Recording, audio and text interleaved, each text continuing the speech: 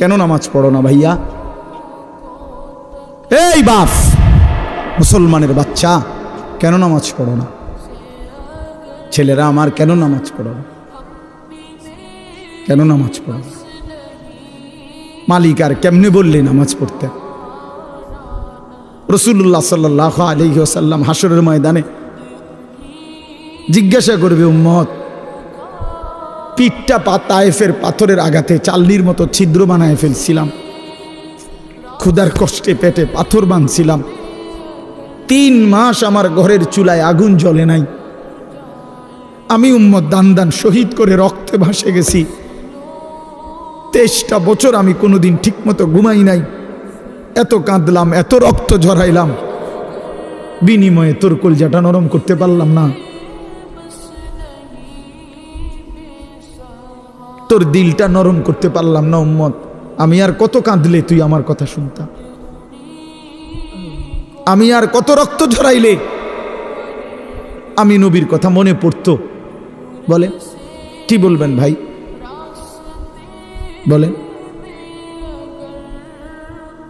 কি জবাব হতে পারে তখন? আল্লাহ আল্লাহ আমাদেরকে বুঝ দান করেন। হযরত মাওলানা ইয়াহইয়া ইউনুসী দামাত বারাকাতুহুমুল আলিয়া, মাওলানা আপনাদের সামনে এতক্ষণ পর্যন্ত গুরুত্বপূর্ণ কথা বলতেছিলেন। এই সর্বশেষ যে কথাগুলো বলতেছিলেন, একটি গুরুত্বপূর্ণ হাদিস আপনাদের সামনে পেশ করলেন। আমি হাইটা আস্তে আস্তে শুনতেছিলাম। হাসরের ময়দানে আল্লাহ তাআলা তার বহু বান্দার আমল ধুলির মতো উড়ায় দিবেন, ছুঁড়ে ফেলে দিবেন। সাহাবায়ে কেরাম অবাক হয়ে জিজ্ঞেস করবেন, সাহাবীরা জিজ্ঞেস করছেন, ইয়া রাসূলুল্লাহ, তারা কারা? তো নবী সাল্লাল্লাহু আলাইহি ওয়াসাল্লাম বলছেন, প্রকাশ্যে তো তারা তোমাদেরই ভাই, তোমাদের সাথেই নেক আমল করত, কিন্তু যখন একাকী গোপনে, ওয়ালাকিন ইদা খালাউ বিমাহারিমিল্লাহ ইনতাহাকুহা, একাকী যখন কোনো গুনাহ নাফরমানি হারাম কাজ করার সুযোগ পেত, তো একাকী হওয়ার কারণে করে ফেলত। মনে মনে ভাবতো যে কেউ দেখে না, কেউ শুনে নাই, কেউ দেখে নাই, রাতের অন্ধকার, গোপন জায়গা, একাকী। তো এই কারণে আল্লাহর নাফরমানি করত। আর মানুষের সামনে বেশভূষা ধরত বুজুর্গি, মানুষের সামনে একদম ফরহেজগার, একাকী আল্লাহর নাফরমান। তো রাসূলুল্লাহ সাল্লাল্লাহু আলাইহি ওয়াসাল্লাম বলেন, এমন ব্যক্তির আমলগুলো আল্লাহ তাআলা ছুঁড়ে মারবেন, ধুলির মতো উড়িয়ে দেবেন। এটা মাওলানা বলতেছিলেন আপনাদেরকে। এজন্য এটা মনে রাখা চাই, মুসলমান মানে এই কথা দিলের মধ্যে ইয়াকিন রাখতে হবে, 24 ঘন্টা হার হালাতে, সকল অবস্থায় আল্লাহ আমাকে দেখে। কি বলেন? আল্লাহ আমাকে দেখে। আলাম ইয়ালাম বিআন্নাল্লাহা ইয়ারা, আল্লাহ তাআলা বলে, বান্দা তুমি কি জানো আমি কিন্তু সারাক্ষণ তোমাকে দেখি, সারাক্ষণ, রাতেও দিনেও, অন্ধকার অমাবস্যার রাতেও, পূর্ণিমার চাঁদের আলোর নিচেও, একাকীও গোপনেও প্রকাশ্যেও, সর্বাবস্থায় আমরা আল্লাহ তাআলার ইহাতা, আল্লাহ তাআলার বেষ্টনীর বাহিরে যাওয়ার কোনো সুযোগ আমাদের নাই। কোরআন শরীফে আছে, আল্লাহ তাআলা বলেন, ইয়া মা'শারাল জিন্নি ওয়াল ইনস ইন ইসতাতা'তুম আন তানফুযু মিন আকতারিস সামাওয়াতি ওয়াল আরদ ফানফুযু। সূরা আর রহমানের মধ্যে আছে। আল্লাহ তাআলা বলেন, হে জিন এবং মানুষ, যদি নাফরমানি করতেই মন চায় তো আমি আল্লাহর আসমানের সীমানা, জমিনের সীমানা ছেড়ে দাও, আমার সীমানার থেকে বেরিয়ে পড়ো, দেখো পারো কিনা। আল্লাহ তাআলা বলে, লা তানফুজুন ইল্লা বিসুলতান, আমি ক্ষমতা না দিলে কেউই নিজের যোগ্যতায় নিজের ক্ষমতায় আমার সীমানা পার হইতে পারবো না। বুঝেন নাই? পারবে? আমরা আসলে পারমু না। এভাবে বহু আয়াতের মধ্যে আল্লাহ তাআলা কোরআনুল কারীমে কথা বারবার বলছে, বান্দা তুমি আমার বেষ্টনীর ভিতরে, লাকাদ আহসাহুম ওয়া আদ্দাহুম আদ্দা। আল্লাহ তাআলা বলেন আমি বান্দাকে বেষ্টন করে আছি এবং তার পুরা জিন্দেগি গুনে গুনে রাখছি, গুনে গুনে রাখতেছি। একটা জাররা, একটা হিসাব বাদ যাবে না, বাদ যাবে না। আহসাহুল্লাহু ওয়া নাসু। আল্লাহ তাআলা বলেন বান্দা আমি গুনে রেখেছি, তুমি ভুলে গেছো। তোমার হয়তো মনে নাই তোমার পুরা হায়াত, আমি আল্লাহ তাআলা হিসাব করে রাখছি। হাসি দিছো কয়টা, কাঁদছো কয়বার, হাত উপরে উঠাইছো কয়বার, নিচে নামাইছো কয়বার, অক্সিজেন গ্রহণ করছো নিঃশ্বাস কয়বার, আবার ছেড়ে দিছো নিঃশ্বাস কয়বার। আল্লাহ তাআলা বলেন সব আমার ফেরেশতা হিসাবের মধ্যে লিখে রাখছে, সব হিসাব। এজন্য বাপ, এটা বহুতই জরুরি বিষয়। নিজেরে বুদ্ধিমান ভাবতে নাই, নিজেরে চালাক মনে করতে নাই। পৃথিবীর সবাইকে ফাঁকি দিলে কি হবে? আল্লাহকে ফাঁকি দেব কিভাবে? আল্লাহকে ফাঁকি দেব কিভাবে? আর বিচার তো আল্লাহ করবেন, ফায়সালা তো আল্লাহ করবেন। দুনিয়ার সবাই বলল ভালো, মালিক জানে আমি অসৎ, লাভ কি হবে? এই জন্য আমরা প্রত্যেকেই একাকী গুনার ব্যাপারে সতর্ক থাকি। যুবক ছেলে যারা আছো তোমরা ভাই,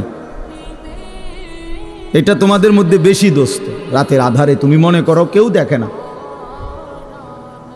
এই জন্য তুমি সারা রাত মোবাইলের মধ্যে নাচ গান ছবি দেখো।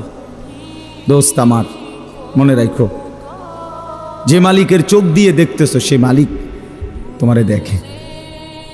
যার হাত দিয়ে মোবাইল চালাচ্ছ তিনি কিন্তু দেখেন, তিনি দেখেন। ওয়াকাফা বিদুনুবি ইবাদিহি খাবীরাম বাসীরা।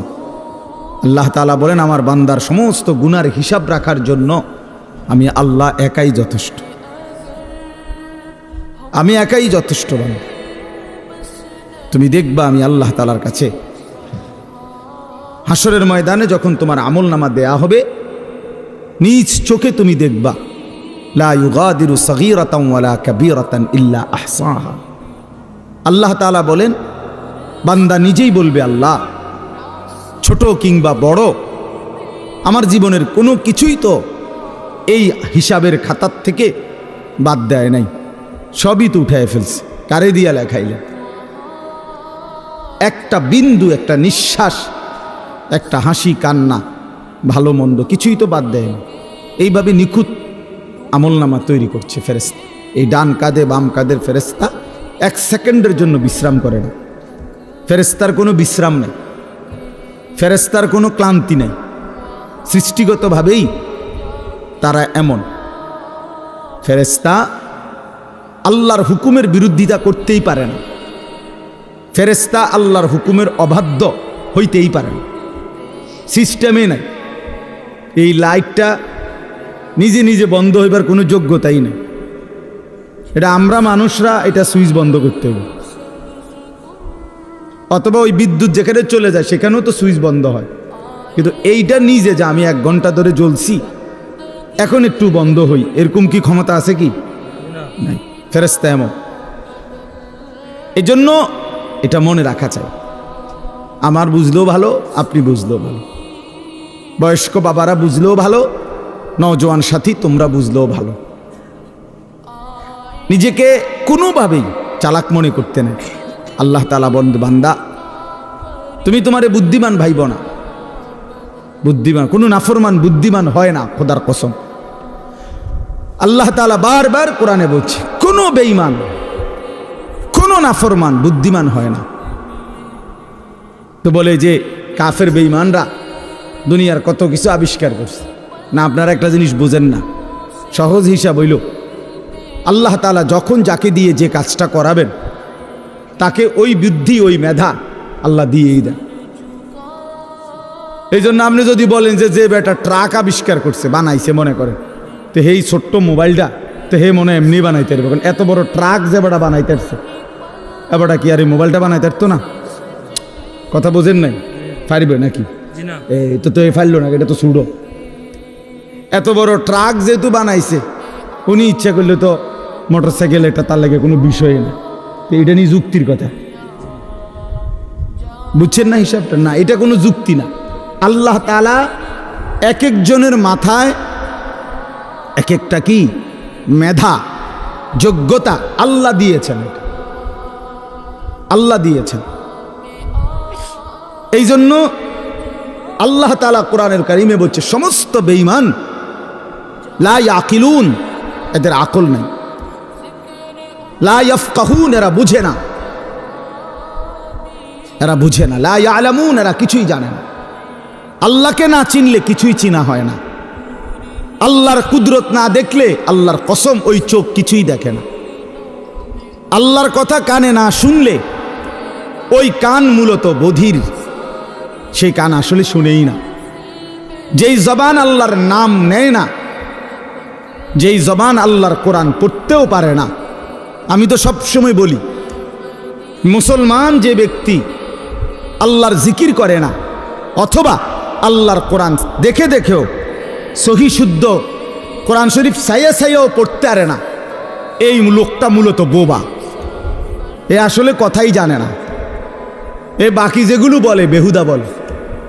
জবান যিনি দিছেন, যার দেওয়া জবান তার নামই নিতে পারে না, তার কালামই পড়তে পারে না, তুমি তো আসলে কিছুই জানো না।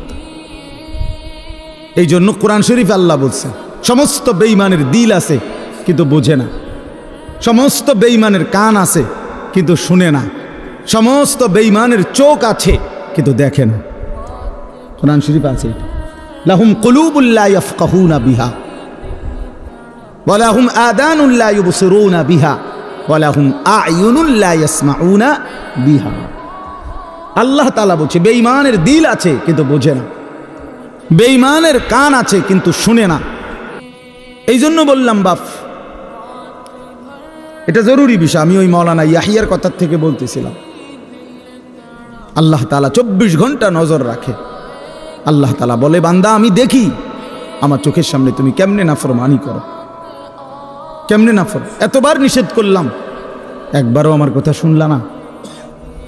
এতবার আদেশ করলাম, একবারও শুনলা না।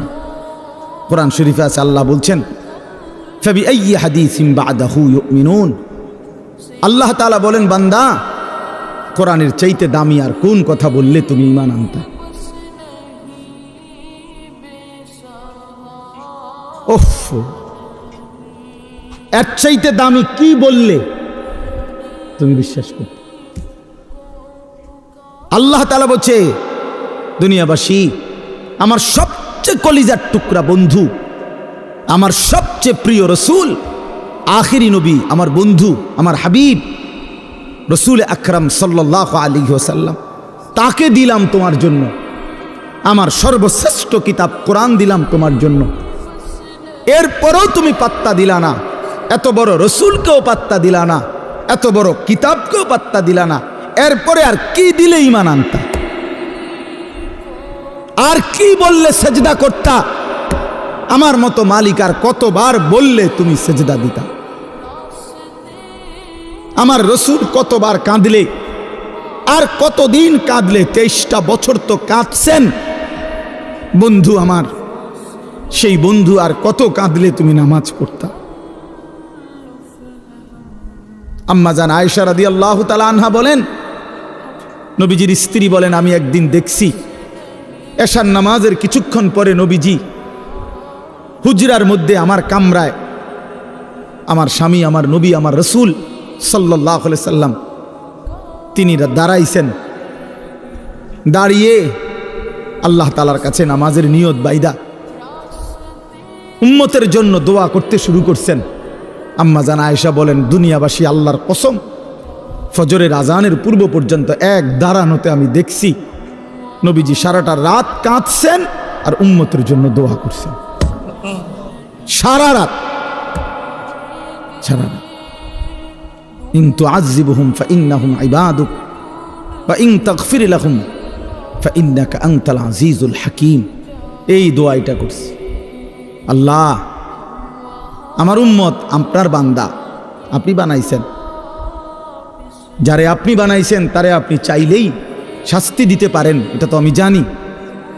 আপনি শাস্তি দিলে আপনারে বাধা দিবে কে? কারণ আপনার গোলাম, আপনার বান্দা, আপনি বানিয়েছেন, আপনি মনিব, আপনি মালিক। কিন্তু ওয়া ইন তাগফির লাহুম, ওফ, নবীজি বলেন আল্লাহ, কিন্তু এই বন্ধুর দিকে তাকাইয়া, আপনি তো আমারে খুব ভালোবাসেন, আমার দিকে তাকাইয়া যদি আমার উম্মতরে মাফ করে দেন, তাইলে আপনার বাধা দিবে কে?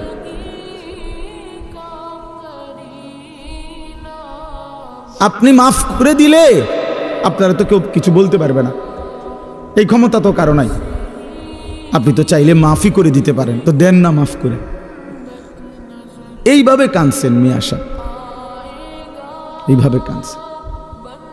রাতেও মনে পড়ে না, দিনেও মনে পড়ে না, বছরের পর বছর, দিনের পর দিন, কোনো দিন আল্লাহর কথা মনে পড়ে না, রাসূলুল্লাহ সাল্লাল্লাহু আলাইহি সাল্লামের সুন্নাতের অনুসরণ করা মনে করে না।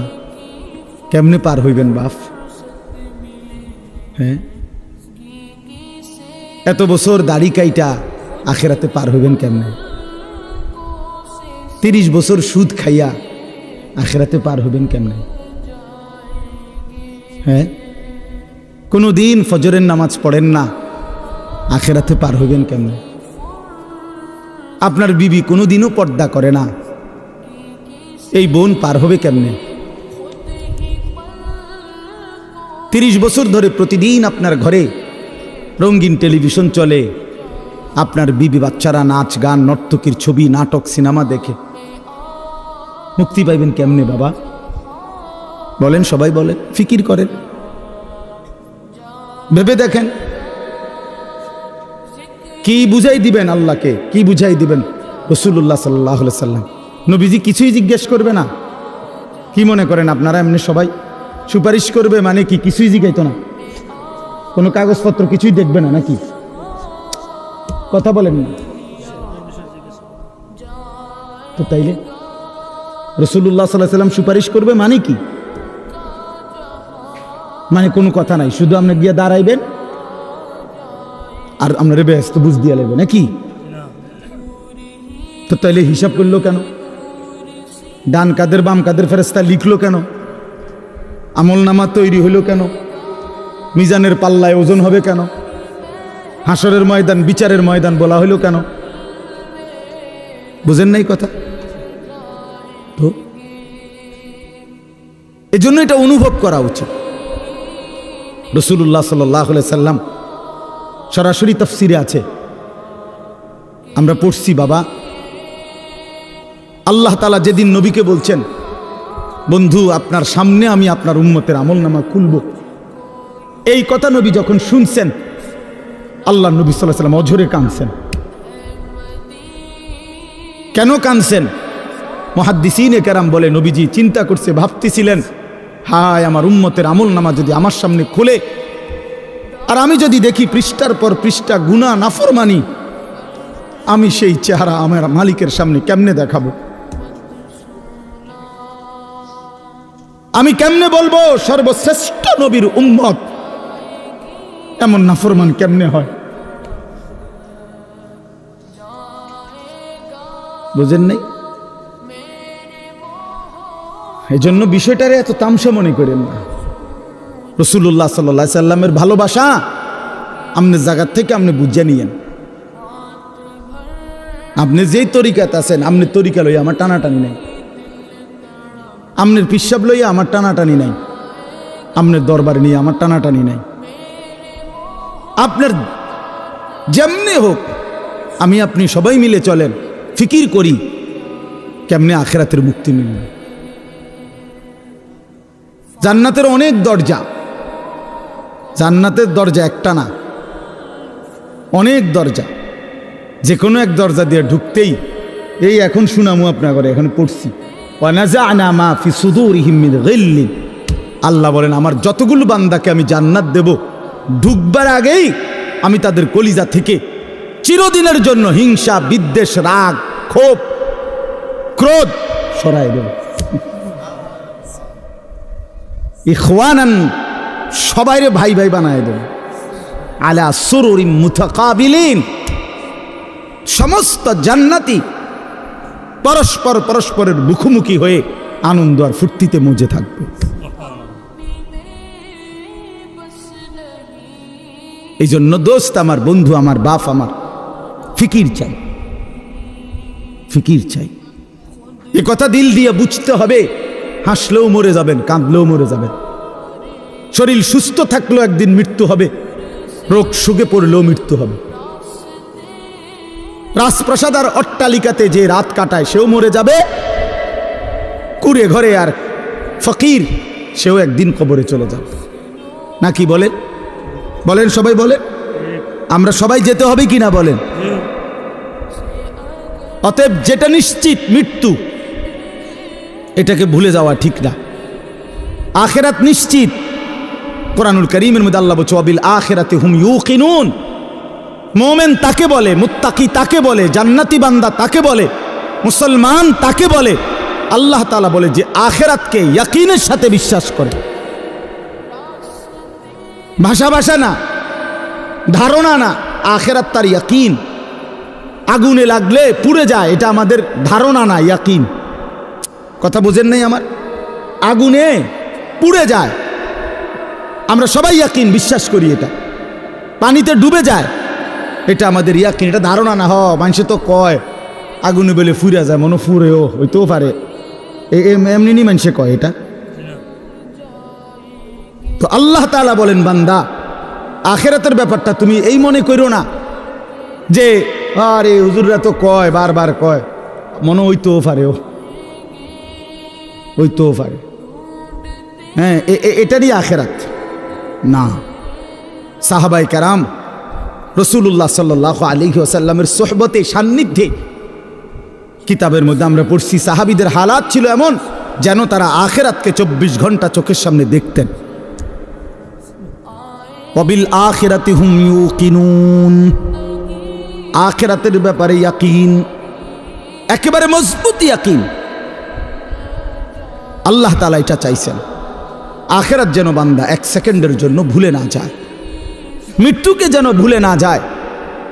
মৃত্যু মানে শেষ না, মৃত্যু মানে সমাপ্তি না। দুনিয়ার ভদ্রলোকরা, দুনিয়ার জেনারেল লাইনের অনেক শিক্ষিত মানুষ, ওরা এগুলাকে বলে যে তিনি 60 বছর 70 বছর বিভিন্ন সেবামূলক মানব কল্যাণে বিভিন্নমুখী অবদান রেখে 70 বছরে তিনি তার জীবনের সমাপ্তি টানলেন। সমাপ্তি মানে কি? শেষ। অর্থাৎ 70 বছর পরে তিনি শেষ, আর কিছু নাই ওনার জীবনে। না না, এটা মিথ্যা কথা। জীবনের সমাপ্তি হয় না।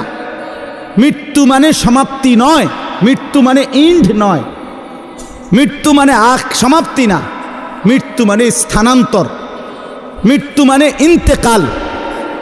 মানুষ কেবল স্থানান্তর হয়, মানুষ কোনোদিন শেষ হয় না, হয় না, হবে না, কোনোদিনও না, কোনোদিনও না। মানুষের কোনো শেষ নাই, মানুষের কোনো শেষ নাই, মানুষ কেবল স্থানান্তর হয়।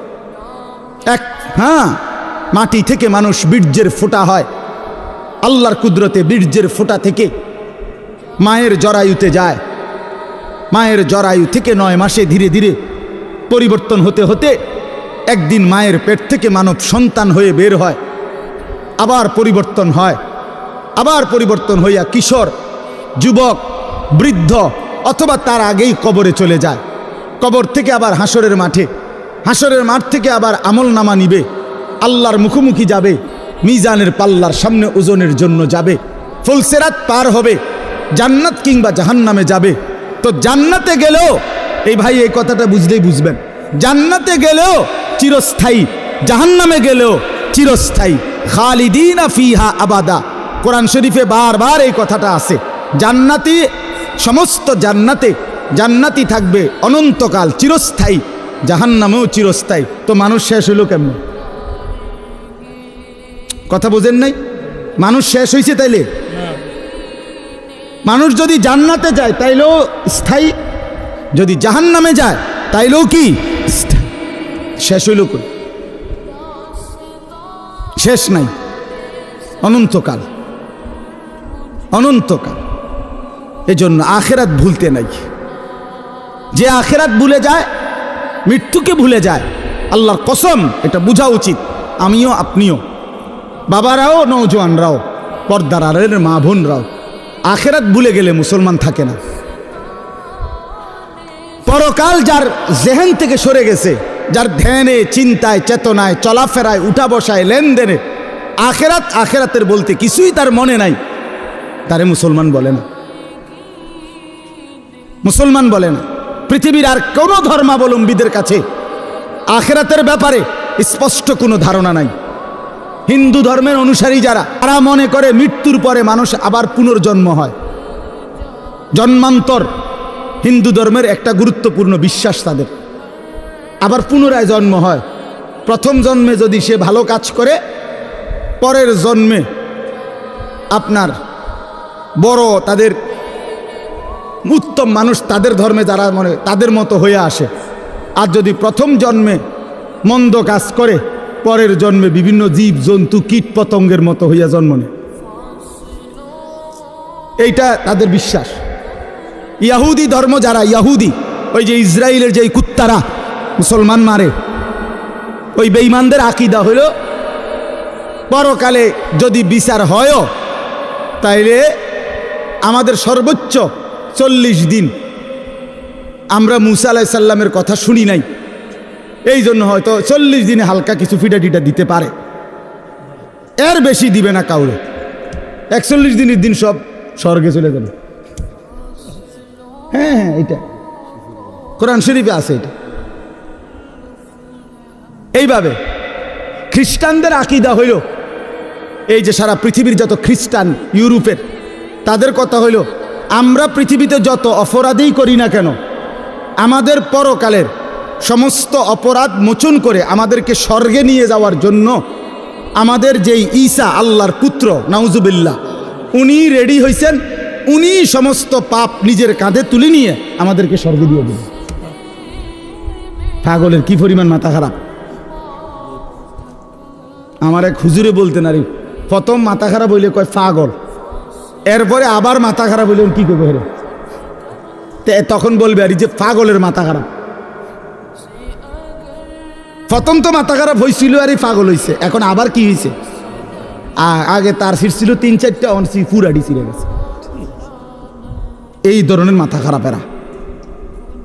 তাইলে বিশ্বাস করেন ভাই, পৃথিবীর কারো কাছে কবর, হাসর, মিজান, আমলনামা, আল্লাহর মুখোমুখি দাঁড়ানো, মিজানের পাল্লায় ওজন হওয়া, ফুলসেরাত, জান্নাত জাহান্নাম, বিচার আচার, হিসাব কিতাব, এগুলো নিয়ে স্বচ্ছ, পবিত্র, সঠিক, বিশুদ্ধ ধারণা কারো কাছে নাই। একমাত্র আল্লাহর কোরআন, প্রিয় নবী সাল্লাল্লাহু আলাইহি ওয়াসাল্লামের হাদিস, এর মধ্যেই কবর, হাসর, আখিরাত, পরকালের সঠিক পূর্ণ বিবরণ আল্লাহ এবং তার রাসূল পেশ করেছেন। বলেন আলহামদুলিল্লাহ। নবী সাল্লাল্লাহু আলাইহি সাল্লাম ভাঙ্গা বলছে। আমরা হাদিসে পড়ছি, নবীজি সাল্লাল্লাহু আলাইহি ওয়াসাল্লাম জানাজা পড়তে গেছে। হযরত বারা ইবনে আযিব থেকে বর্ণিত, তিনি বলেন যে আমরা নবীজির সাথে এক সাহাবীর জানাজা পড়তে গেছি। তো যেখানে জানাজা হবে ওইখানে গিয়া দেখলো, নবীজি দেখলেন এখনো কবর খোঁড়া শেষ হয় নাই। ওয়ালাম্মা ইয়ালহাদ, কবর খোঁড়া এখনো শেষ হয় নাই, তাহলে আরো সময় লাগবে 20-25 মিনিট, কথার কথা। তো এখন কবর খোঁড়া যদি শেষ না হয় তো জানাজা পড়বো কেমনে? কবর তো রেডি হয়েছে না এখন। তো নবীজি সাল্লাল্লাহু আলাইহি সাল্লাম সাথে সাথে ওইখানেই বসে গেছে। সাহাবীরা গোল হয়ে চারদিকে বসছে, ওই যারা জানাজা পড়তে আসছিল। আল্লাহ নবী সাল্লাল্লাহু আলাইহি সাল্লাম হাতের মধ্যে একটা লাঠি, মানে কাঠি, এই ছোট মনে করেন একটা কাঠির মতো কিছু নিয়া নবী সাল্লাল্লাহু আলাইহি সাল্লাম মাথা নোয়াইয়া ওই মাটির মধ্যে কিছুক্ষণ এরকম আঁকাআঁকি করছে। হযরত বারা সাহাবী বলেন, কোনো মানুষ চিন্তিত হইলে যেরকম নিজে নিজে যেরকম দাগ দেয়, মানে মনে করেন আপনি একটা কিছু গভীর চিন্তা করতেছেন, তো হাতের মধ্যে একটা চাবি আছে, দেখবে চাবিটারে সে ঘুরায়, অথবা একটা না একটা কিছু, মানে বোঝা যায় সে একটা কি আছে, চিন্তার মধ্যে আছে।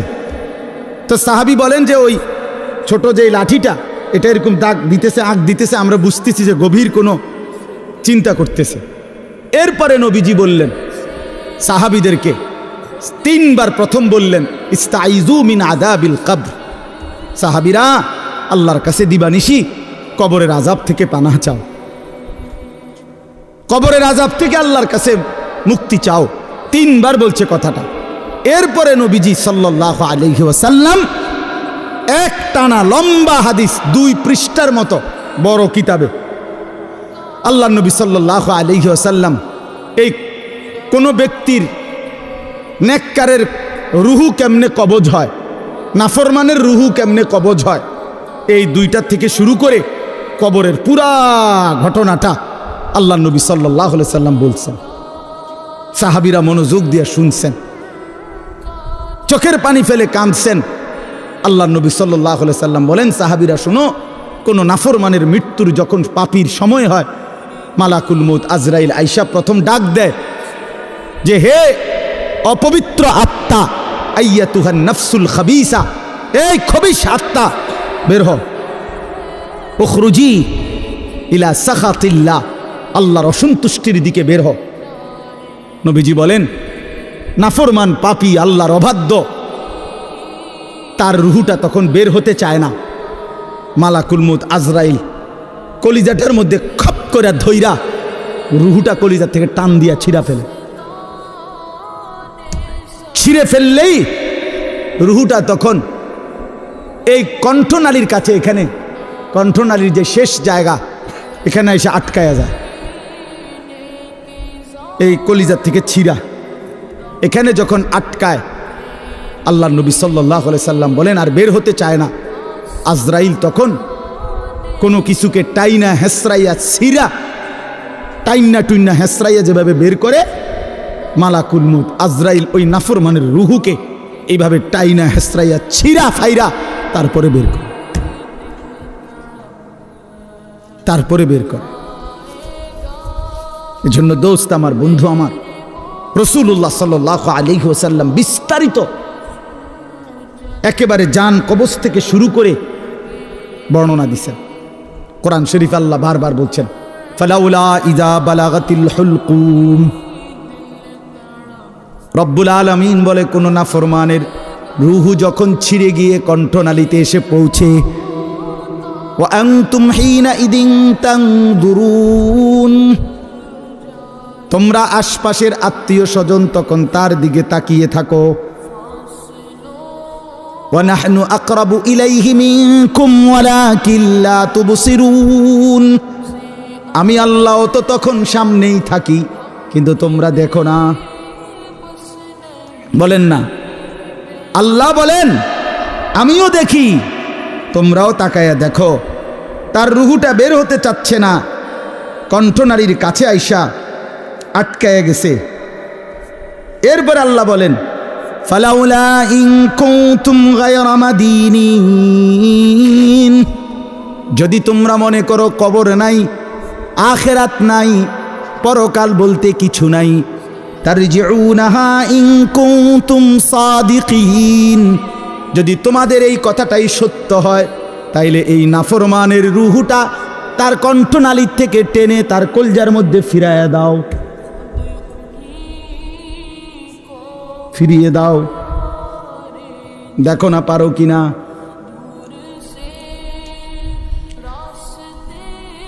তাহলে বলেন সম্ভব তখন?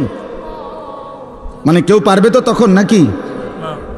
কোরআন শরীফের জন্য আছে, আল্লাহ বলছে আউলা লাকা ফাআউলা সুম্মা আউলা লাকা ফাআউলা। আল্লাহ বলে নাফরমান বান্দা মনে রেখো, তুমি 4 বার কষ্ট পাইবা, তুমি 4 বার যন্ত্রণা পাইবা, তুমি 4 বার আযাব পাইবা।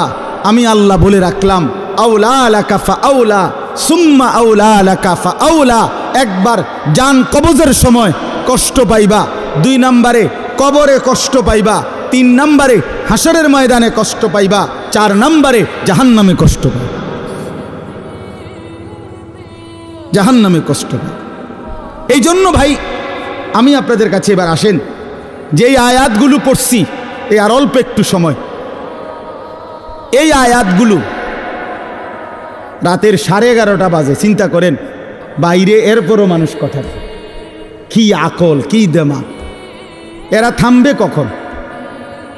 চিন্তা করে, মানুষের বিবেক রাতের 11:30 বাজে গেছে, এরপরও বাহিরে কিছু মানুষ, আরে বাবা তুমি আপনি ঘুমাইলেই তো ভালো।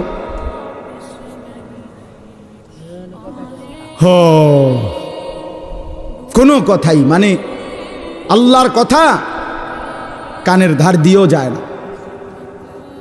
দুর্ভাগ্য, দুর্ভাগ্য। চলেন তো, আমি বলতেছি আখেরাতকে যদি কেউ ভুলে যায়, আর অল্প একটু আমার কথাটা শুনেন, আখেরাতকে কেউ ভুলে গেলে, যুবক ভাই তোমরাও শোনো ভাই, আখেরাতকে ভুলে গেলে সে আর মুসলমান থাকে না। মানুষ আখেরাতকে ভুলে গেলে মানুষ জানোয়ার হয়।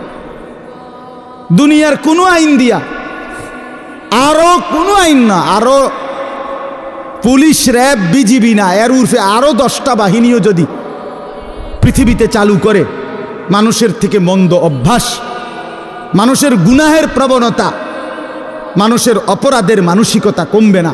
মানুষ সুযোগ খুঁজে, দুনিয়ার এই আইন প্রশাসনের কাছ থেকে মানুষ ফাঁকফুক খুঁজে, আর কি কৌশল বাইর করে, কোনো না কোনো কৌশলে পুলিশে ফাঁকি দেয়, র্যাবকে ফাঁকি দেয়, বিজিবি ফাঁকি দেয়, মেম্বাররে ফাঁকি দেয়, চেয়ারম্যানরে ফাঁকি দেয়, বাবাকে ফাঁকি দেয়, মাকে ফাঁকি দেয়, কাউকে না কাউকে ফাঁকি দিয়া কোনো না কোনো বুদ্ধি বাহির কইরা সে অপরাধ করে। কিন্তু যার কলিজার ভিতরে আল্লাহর সামনে দাঁড়াইবার অনুভূতি, আখেরাত, পরকাল, নিজের বিচার, নিজের হিসাব, যে এই কথা দিল দিয়া বুঝে যে আমার 1 সেকেন্ড আল্লাহর আড়ালে না, আমার প্রতি নিঃশ্বাসের হিসাব দিতে হবে, প্রতি সেকেন্ডের হিসাব দিতে হবে, আল্লাহর কসম এই আখেরাতের বিশ্বাস যার কলিজায় যতটা মজবুত হয়ে বসে, তো ততটাই তার অপরাধ কমে যায়, আল্লাহর বন্দেগী বেড়ে যায়। আপনি যদি বলেন আমি হুজুরের মধ্যে, আপনি যদি বলেন হুজুর আমনের মধ্যেও অনেক গুনাহ আছে, আপনারাও হুজুরদের মধ্যে বহুত কি আছে, পাপ আছে, আমরা জানি, হ্যাঁ তো আমিও কই জানি, তো বুঝতে হবে আমার মধ্যে আখেরাতের ঘাটতি আছে, আপনার মধ্যে যেমন ঘাটতি। কথা বুঝছেন কি না বলেন? আমি কোনো বেহেশতের থেকে আইছি না, আমি আইছি সাবের বাজারের থেকে। বুঝছেন আমার কথাটা? আমি এখন কি বেহেশতের থেকে আইছি? কে? আমি আইছি ক্যান্টনমেন্ট থেকে। তো আমি তো বেহেশতের থেকে আসি নাই, আমাকে হিসাবের জন্য যাইতে হবে। আপনি যেমন দাঁড়াবেন আমিও দাঁড়াবো, আপনাকে যেমন হিসাব দিতে হবে আমাকেও দিতে হবে। এই জন্য আখেরাত ভুলে গেলে এক মানুষের অপরাধ বেড়ে যায়, এক মানুষের বন্দিগি ছুটে যায়। কেন নামাজ পড়ে না? আখেরাত মনে নাই। কেন চুরি করে, জিনা করে, ব্যভিচার করে, মদ খায়, জুয়া খেলে? কেন সারা রাত যুবক সারা রাত উলঙ্গ ছবি দেখে, নর্তকীর নাচ দেখে, জিনা ব্যভিচারের দৃশ্য দেখে? মুসলমানের বাচ্চা হইয়া কোনোদিন খোদার 365 দিনের একটা বছরে কোনোদিন ফজরের নামাজ পড়ে না। মুসলমানের বাচ্চা এত বড় জানোয়ার কেন হইল? মুসলমানের ঘরে জন্ম নিয়া এত বড় হাইওয়ান কেমনে হইল? এক মহিলা 30 বছর ধরে বেপর্দা, মুসলমান হওয়ার পরও কেমনে হইল? একজন মুসলমান হওয়ার পরে 30টা বছর ধরে সে কেমনে সুদ খায়, কিস্তি নেয়, এত মিথ্যা কথা, এত গালিগালাজ কেমনে করে? 60টা বছর হইয়া গেছে, বুড়া মিয়া এখনো বিড়ি খায় কেমনে? 60 বছর বয়স, এখনো সাদওয়ানে বৈশা টেলিভিশনে নর্তকীর নাচ দেখে কেমনে? কারণ আখেরাত ভুলে গেছে। কি ভুলে গেছে বলেন না কেন? অথবা আখেরাত মনে আছে, তবে আখেরাতকে সামান্য কিছু মনে করছে। মনে ঘন্টা 2-1 একটা বিষয়, হয়তো 2টা থাপড় চটকনা দিয়া, বুঝেন না কথা, 2-1টা থাপ্পড় টাপ্পড় দিয়া মনে কি করে দিব, ছেড়ে দিব। অথচ বিষয়টা তো এমন না। আল্লাহ তাআলা কোরআনে বলছে হাসরের ময়দানের একদিন, এক এক দিন, প্রতিদিন এক এক দিন 50,000 বছর। কোরআন শরীফের আয়াত, এটা কোনো হুজুরের ব্যাখ্যা না, ডাইরেক্ট কোরআনের আয়াত। ফি ইয়াউমিন কানা মিকদারুহু 50 আলফা সানা, প্রতিদিন একদিন হাসরের ময়দানের 50,000 বছর। 50,000 বছর। একটা প্রচণ্ড গরমের জায়গার মধ্যে আপনারই যদি 4টা ঘন্টা 5টা ঘন্টা চারিদিকে কোনো দরজা নাই, জানালা নাই, পুরা গরমের মধ্যে এই প্রচণ্ড গরমের সিজনে যদি বসায় রাখে 10টা ঘন্টা, আপনি তো পাগল হয়ে যাবেন। আপনি তো গরমে পাগল হয়ে যাবেন। তো 50,000 বছর একদিনে মাথার উপরে সূর্যটা থাকলে দোস্ত আমার কি হবে অবস্থা? পায়ের নিচের জমিন তামার মতো হলে কি হবে? আল্লাহ নবী সাল্লাল্লাহু আলাইহি ওয়াসাল্লাম